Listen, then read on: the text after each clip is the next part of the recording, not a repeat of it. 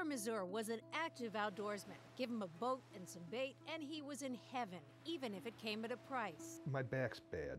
I raced motocross. I was a professional fisherman. I've been on equipment, heavy equipment all my life. His back hurt, but for 6 years, spinal steroid injections always fixed him up, until last September 20th. That day, the vial contained something unthinkable. Black mold. You know, it's black mold. I mean, you see that's what's in the tubes are black mold, and that's what's growing inside of us. You know, and you can't just open it up and bleach it out, you know. This is all abnormal infection. A fungal infection doctors had never seen in humans before.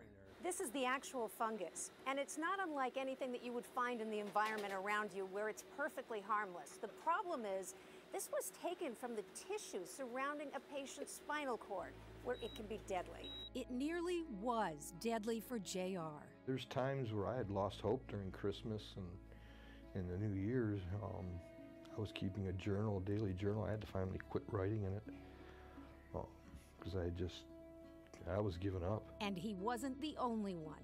St. Joseph Mercy Hospital was ground zero in the fungal meningitis outbreak. All said and done, we had 195 cases. How many hospitalized at any one point? I think at one point there were about 89 patients hospitalized. Wow. But right now, doctors say no patient has it worse than J.R. He was just recovering from meningitis when an MRI revealed the unexpected. There's a lot of fungus there. A new infection growing without warning on his spinal canal. The big white spot you see, I never felt that. I was up north fishing, doing what I normally do, you know, around the barn and chores around home and everything like that. I was trying to get back to normal. Came in here, seen that MRI, and had to see the surgeon the next week and go back for surgery again. And just take a look at your lower back here. Wound looks good. Is it tender when I touch it? 7 surgeries later. Every subsequent one was worse, even though he's getting treated. And it continued to get worse and continued to get worse. And this is his most recent one, which was at the end of May, and it's worse than all the other ones he's had. He's far from in the clear. Take a piece of tissue out of him and look at it under a microscope, you see mold. That's right along the spinal canal, essentially squishing the nerve roots that come out of the bottom of the spine. Causing tremendous pain. My feet are terrible. Yeah. My feet feel like they're in wet wool socks full of wet sand all the time. Every step an effort. I lost the use of my legs. From the knees down, I still had feeling in them, but I had no control. I had to look and place my feet, because otherwise they'd go this way or that way by themselves, and I'd just fall over. This is keeping J.R. alive. The medication's terrible. Terrible. Patients called it lemonade because of the color, but the infused antifungal has chemotherapy-like side effects. Good morning. Morning. How are you today? I think the rain's got me a little sore. Feeling achy? Achy. He knows he'll feel worse after his infusion. It has a numbing agent in it too, so don't burn your veins, because it will burn your veins otherwise. Today will be 106, and the bags are almost $2,000 a piece. And he's likely on it for life, along with a slew of other drugs. Morphine, 30 milligrams, hydrocortisone, diazepam. And you've become addicted to? Of course. Pain medication? Yep. It's been 1 year since the outbreak, and J.R. spent 110 days hospitalized. It's terrible for the patients. I mean, it's absolutely terrible, because it's, you know, the disease is bad, the treatment's bad. He had 7 or 8 MRIs. You know how many times he's had his blood drawn since, you know, October 10th? Hundreds of times. Will he ever be cured? We don't know. We don't know. I don't see an end. He likely will never work again. And the fungal infection from contaminated steroids shows no sign of letting up. I'm not old. How old are you? Just turned 52. You know, I've got lots of stuff I want to do yet, and no income to do it with anymore.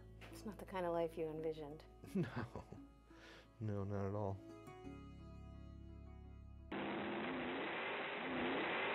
Behind the wheel on the track, he felt invincible, but time wasn't on Lynn LaPerriere's side. He had a great laugh, big hugger. We were best friends. We were a team. But dreams of a far-off finish line were cut tragically short. He got a headache really, really bad headache, where he went to bed with ice on his head. And Have you ever done that before? Never. And Lynn wasn't the only one. The emergency room at St. Joseph Mercy Hospital in Ann Arbor, Michigan was about to be overrun with patients. Doctors had no idea what was coming or why. We had seen a few patients in September that presented like they had bacterial meningitis, but they didn't completely fit the clinical picture that we are used to in those with bacterial meningitis, so we recognized something unusual was happening. As the ER swelled, doctors became medical detectives, performing hundreds of lumbar punctures, lab technicians working 24/7, zeroing in on abnormal spinal fluid. Antibiotics weren't working. Several patients died. We were struggling to understand what we needed to do, and it was very hard. Penny caught a news report, a meningitis outbreak happening in Tennessee, and the patients had something important in common. I think this is what my husband has. He has had the shot in his back, and he has all these symptoms. A steroid shot for chronic back pain, contaminated, traced to the New England Compounding Center in Framingham. 17,000 vials shipped to 20 states, including Michigan. Now they knew what they were looking for: mold. Within hours, we were able to put everything together and figure out that these patients had all received the contaminated steroids. And what happened inside St. Joe's? Unprecedented. The hospital decided to identify everyone who'd been exposed, even those with no symptoms, and screen them all with MRIs. We weren't sure whether that was the right or wrong thing to do, but we knew that we wanted to be proactive. It would prove to be a decision that saved lives. Immediately we started finding literally dozens of cases, and so we had this second wave of admissions. All needing surgery and aggressive treatment. It was Dr. Vandenberg's job to break the news. And they would ask, am I going to die? And I would say, I don't know. We've never treated this disease before. It's never been described. It's been real tough. Tough not knowing whether his wife Rhonda would live or die. Imagine her fear. I was so sick, and I remember my whole body just shook. I was in a wheelchair. I couldn't even stand, let alone walk. And I looked at my husband, and I just started bawling, and I said, I don't think I'm going to make it. I'm just glad that I still have her. It never crossed Penny's mind that her husband wasn't coming home. The doctors kept saying 2 more days, he's going to go home, 2 more days. And then he was gone. The mold ate away at the arteries in his brain, and he hemorrhaged and died instantly. Nationwide, 64 people have died. 750 were sickened. Survivors worry. What's next? Each took powerful antifungals, extreme doses that kept them alive, but with no documented history of long-term effects. We've taken this highly toxic medicine for at least 6 months. And I don't know that anyone knows what that has done to our bodies. Is there any lasting effect? Nobody knows, and I think that's a big concern for a lot of us. We don't know how long we're going to be. We don't know if we're going to be glowing tomorrow from this medicine. It was so toxic in your body. You don't know if you're going to wake up looking like a neon light. And because fungal infections can lie dormant, it's impossible to predict whether more infections will surface. The sickening reality is no one, not even the doctors who unraveled the mystery in the first place, knows. The fungus is pretty slow growing, and I remain worried about what the future might hold, but I do hope not. I really hope not. You can see what's important to Jackie Riley on her Facebook page. Family, home, Cape Cod summer days. She's like a daughter to me. I've known this Walpole High grad most of her life. Now she wraps herself in Syracuse orange. She started sophomore year in August. I was so ready to come back to school. I was so excited to be a peer advisor. I was excited to start my new classes, to be in my sorority. And when her sorority sisters reunited, they were celebrating. We had no homework yet, so we went out. On Fraternity Row, which had come alive. But for Jackie, the celebration was about to end. she bumped into a Massachusetts boy who'd been messaging her online. That night it happened was the first time I had met him in person, and we had been drinking before. I was a little drunk. Well, I was drunk, but not super out of control of myself. It was 1 a.m.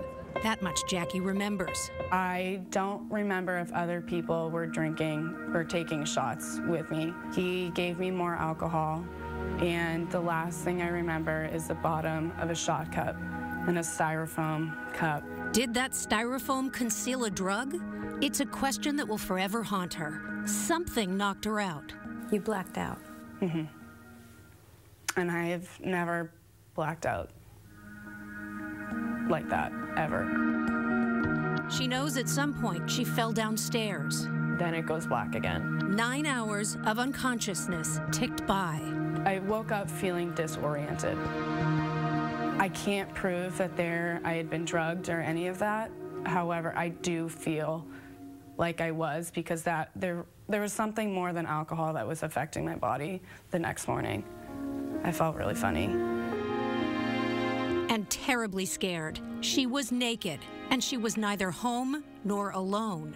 He was fully clothed, just staring at me, hovering over me.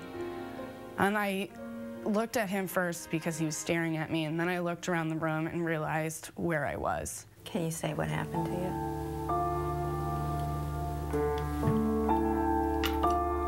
I was raped. Raped by someone she knew.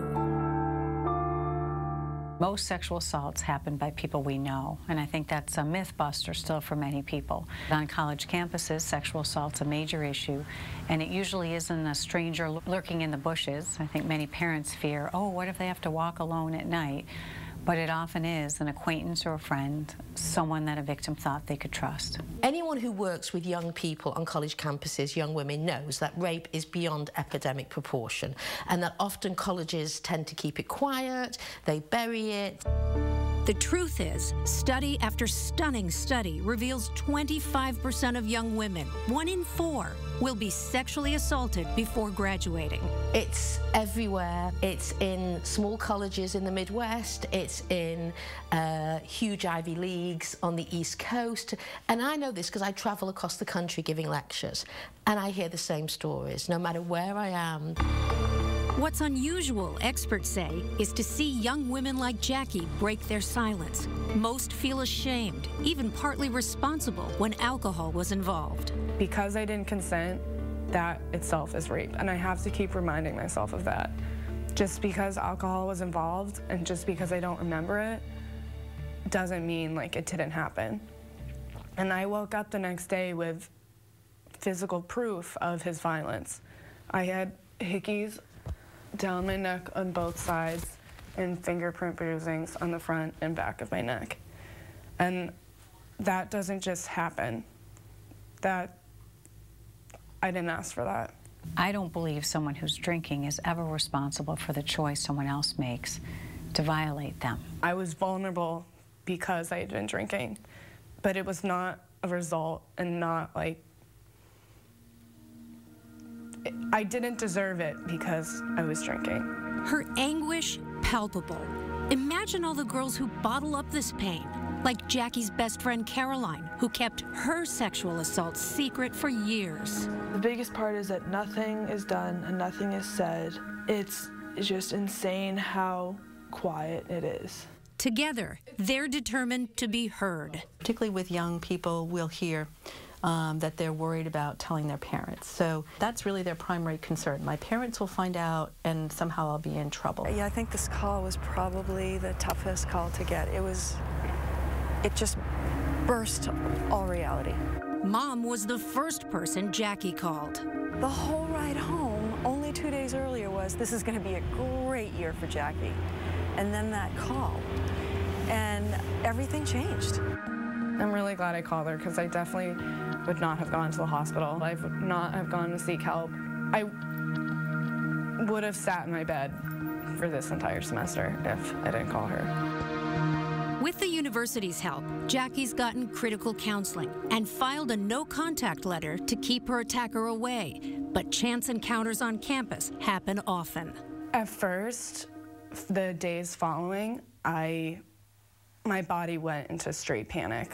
Jackie hasn't pressed charges, although that's an option. The emotional stress of a court case would probably destroy me. And that does kind of upset me because less than 5% of rapists will see a day in jail.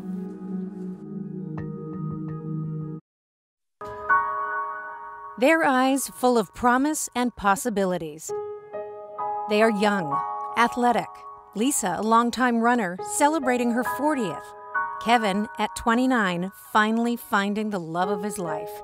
Dedicated nurses, young moms with beautiful, adoring families, all non-smokers, and tragically, all gone. They are the new face of lung cancer, blindsided by a deadly diagnosis. They sat us down and they said that you have an advanced stage lung cancer. We looked at each other and said, that's insane. There's absolutely no way this is cancer. And why did you think that? There was nothing that would have indicated that she was in a high-risk group for cancer of any kind. And she didn't smoke? Never smoked. Sarah Monopoly was the epitome of good health. She loved the outdoors. She and husband Rich met on a cycling trip. She was graceful in everything she did, the way she moved and spoke and engaged with other people, and it's something that I really admired and I loved to watch. We just knew at some point that we had to be together. They married and settled in West Newton. Sarah was expecting her first child, a baby girl. Her pregnancy smooth until the very end. In like the 39th week, we were there in the pregnancy. She started to have severe back pain. Nothing could have prepared the Monopolies for the news doctors delivered: advanced lung cancer. It's a trend doctors cannot explain. Over 60% of new lung cancer patients are non-smokers. Many, like Sarah, have never even touched a cigarette. Increasingly, they are young, and they are predominantly women. How much of your practice do you see these young people being all diagnosed? the time, all the time, all the time. Saw one today. Saw one 15 minutes ago. Non-smoker, 40 some odd years old. And it's crazy, you know, the young woman, small kids. Dr. Engelman is one of the country's top lung cancer researchers. His team at Mass General, on the verge of major treatment breakthroughs, is baffled by what's causing the spike in cases. The truth is we don't know why all of a sudden these cancers are becoming more and more common. We don't understand what risk factor or what environmental factor has all of a sudden led to this really epidemic of non-smokers who develop lung cancer. It's a harsh diagnosis, the deadliest of all cancers. Only 15% survive 5 years. When you do research, when you're diagnosed and you see that, it's just so disheartening. And I know it was for him, I know it was for me. Stephanie's fiance, Kevin Brummett, never smoked. In fact, he ran marathons. It was so shocking to think that someone he was 29 when he was diagnosed and totally healthy otherwise. He was on a softball team when he started feeling like something was wrong. He thought he pulled a muscle in his calf, and it ended up being a blood clot. Kevin lived 20 months, longer than the average length after diagnosis of just 1 year. Long enough to say I do to the woman he loved so much, but barely. Stephanie married and then tragically buried Kevin just days later. And now all of a sudden I realized that I have to move forward with my life and I have to make all these big changes and he's not going to be there. And that's, it's just so hard to wrap my head around. For Sarah, it was a short battle. She gave birth to a beautiful daughter, Vivian, and immediately started fighting to survive. But chemotherapy wasn't enough. It quickly became clear she wouldn't live to see her little girl's first steps. Yeah, we talked about make sure she gets to ballet, and make sure she gets to do the things that little girls get to do. So we did talk about that. Sarah died February 24th, 2008, at the age of 35. Did she just feel like her body quit? She felt like her body betrayed her when she had done all the right things, and her body didn't cooperate. Let's do this one with the birdie on it. The birdie? Yeah, do the birdie. Rich, raising their precious Vivian alone, sees Sarah's spirit all around them. Sarah was outspoken. Vivian is outspoken. I could see that even at 2.5. And that's good. That's good. That's who she is. You know, mommy is part of her. Speaking out is a responsibility Rich shoulders now to sound the alarm. I'm certainly driven to make sure that solutions are found, people speak out. One of the issues with lung cancer is that people don't survive, and there are very few voices to talk about this. People need to know what's going on.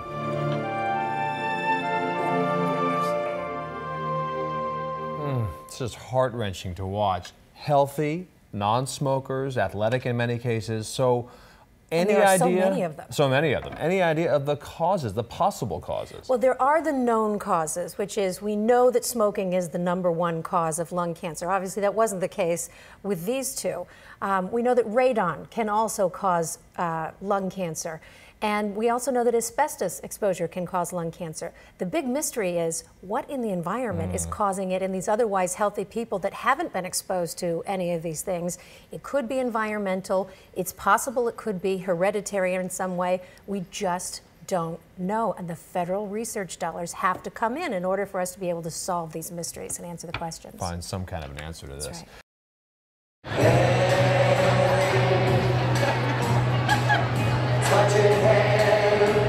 The song isn't even about baseball, but it's a Fenway fan favorite.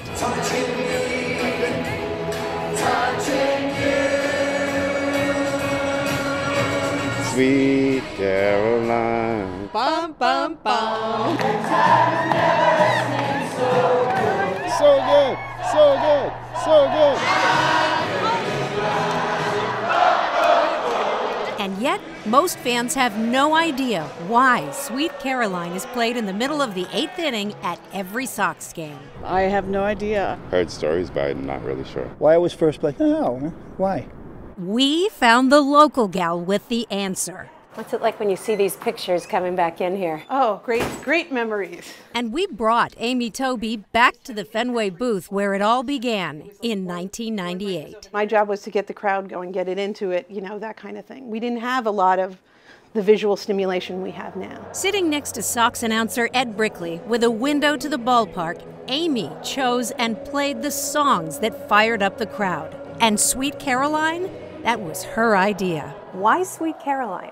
I think it was just something I listened to. You'd hear it in the bars, you'd hear it out, and you'd hear everybody chanting with it, and it just stuck. It became a thing that people enjoyed hearing. It was a fun song to sing back with the crowd, and they felt like they were being interactive with what was going on here. There was no stands up there. How sweet it was. A dream job, straight out of Northeastern, to entertaining this field of dreams.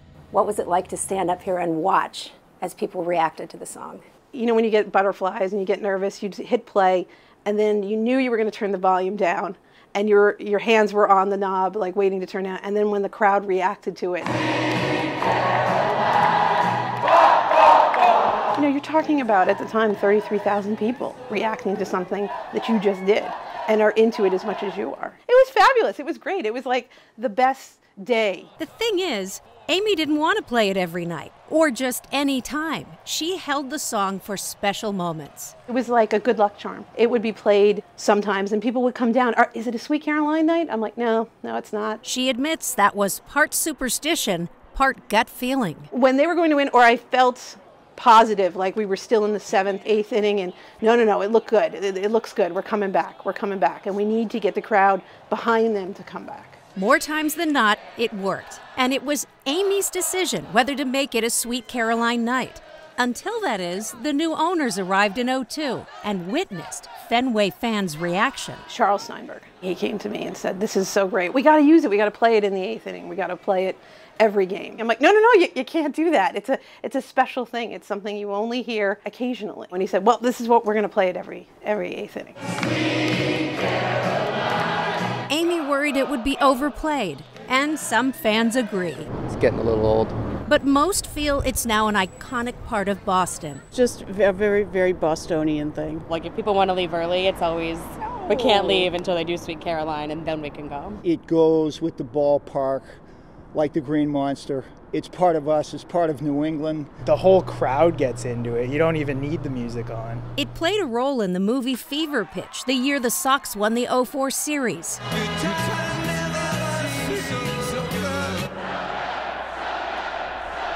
Neil Diamond himself sang it live at the ballpark. You picked the song that became the anthem for Fenway Park. That's pretty big. And yet, it's been her secret. Amy rarely tells anyone, until now. Why are you so reluctant to talk about this? Because that's not the kind of person I am. I'm a background person, which makes me so uncomfortable with this interview. I know you're not going to keep that, so. Yes, I am.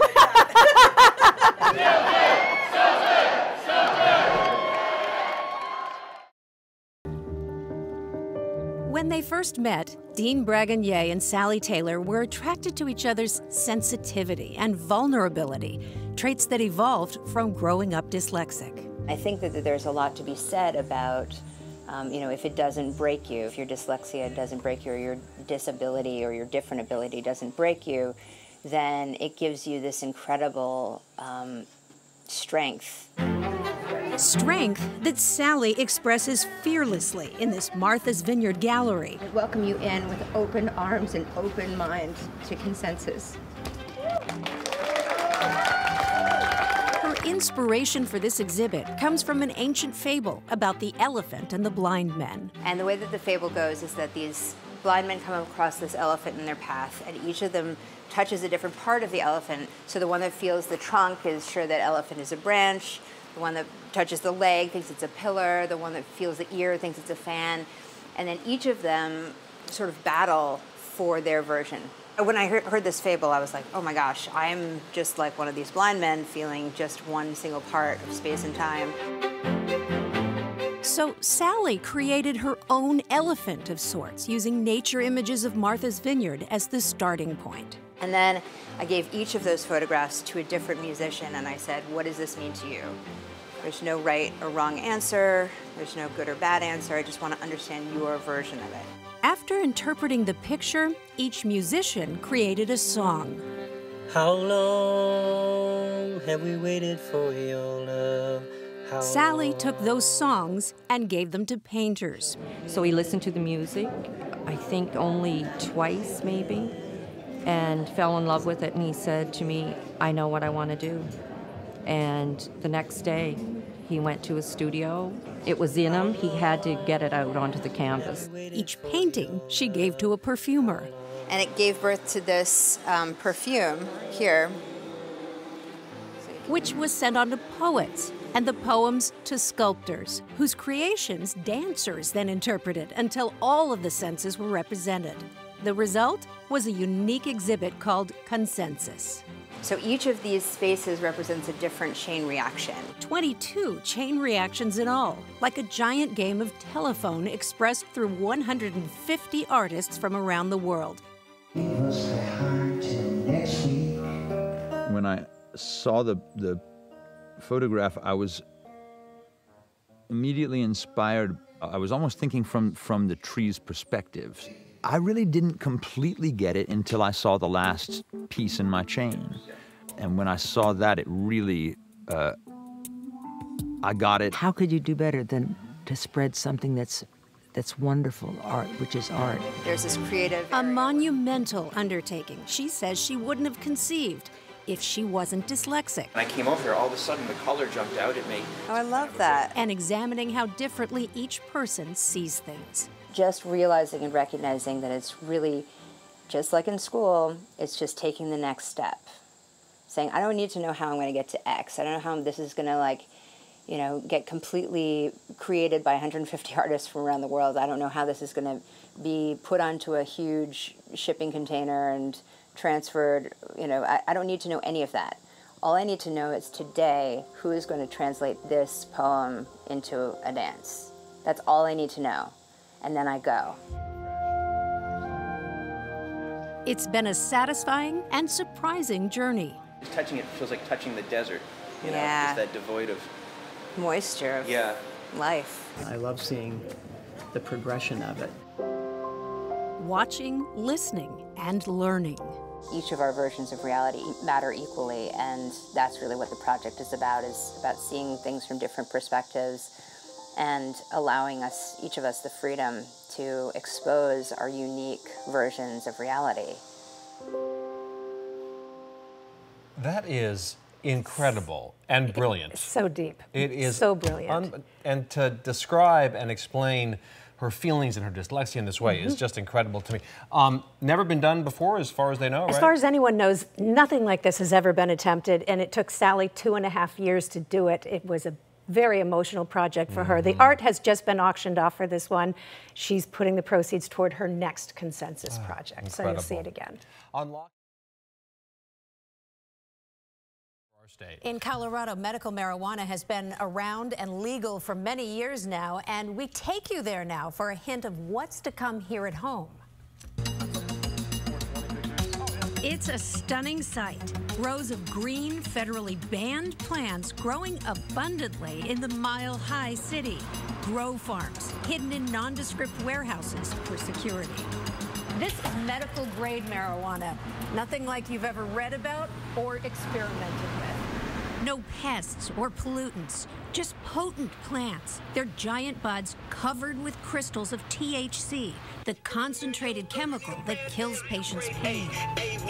From seedlings, energized by rap, to harvest and curing in the dark, marijuana's now legitimate and a $200 million a year industry here in Colorado. We don't grow pot here, we grow medicine for licensed patients. Our patient waiting area over here, the non-patient waiting areas out there. Jake Salazar runs MMJ America. His highly successful boutique-like dispensary has created 80 jobs.